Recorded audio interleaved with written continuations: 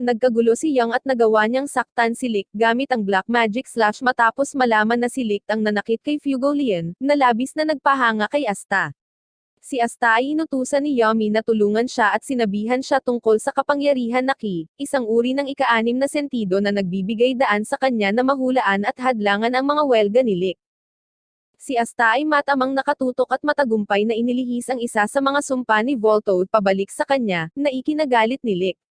Upang kontrahin ang kanilang paggamit ng Ki, gumamit siya ng mga hindi mahuhulaan na light whips. Ngunit sa kanyang pagkamangha, sina Yami at Asta ay lumabas mula sa mga guho.